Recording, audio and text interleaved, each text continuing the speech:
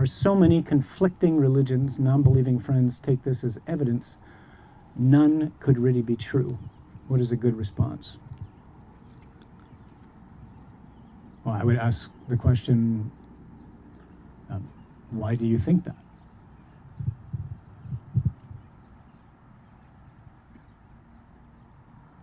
The fact that there's many different religions in and of itself doesn't prove that none of them are true.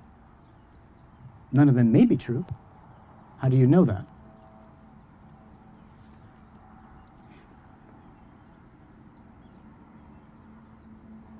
Can you give an explanation for your faith?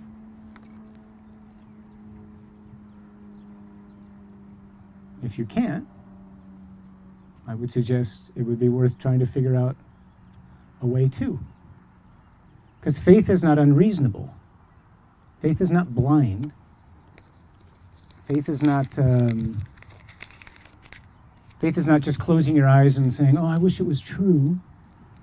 Everything, faith rests on, it goes beyond reason, okay? But faith is reasonable.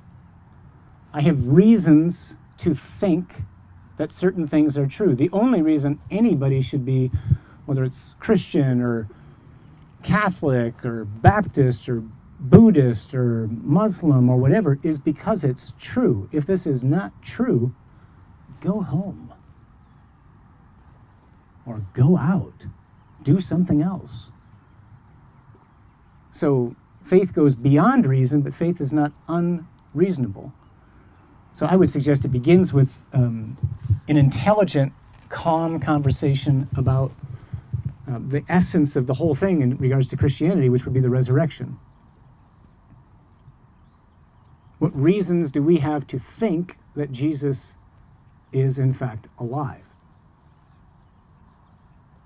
and risen from the dead? I've been ordained 20 years. I've buried, I don't even know how many hundreds of people. I've never had dinner with any of them after I buried them. Never saw one of them. Never talked to them. Never went in a car with any of them. They never sat up in the casket. Right? I mean, what does everybody know here, right? Dead people stay dead. And yet the essence of Christianity, according to Paul, whose feast we celebrate again today, is if Jesus has not been raised, then your faith is in vain, and you and I, the way we would put it today, are the stupidest people in the world and the most to be pitied. Because Jesus didn't come to tell stories. He didn't come to tell parables. He didn't come to do miracles. Jesus came to die and to rise. And if that hasn't happened, then Christianity is nothing. That's what we proclaim. Christ, who was dead, is alive. That's the message of the gospel. That's really important to keep in mind in this day and age.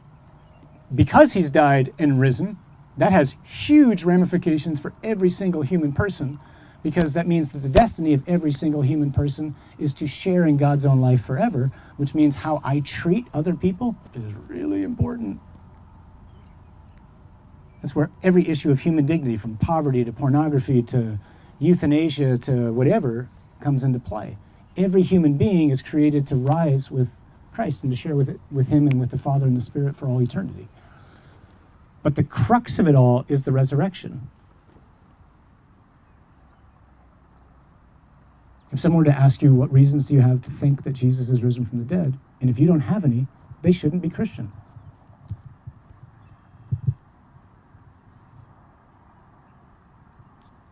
And quite honestly, neither should you.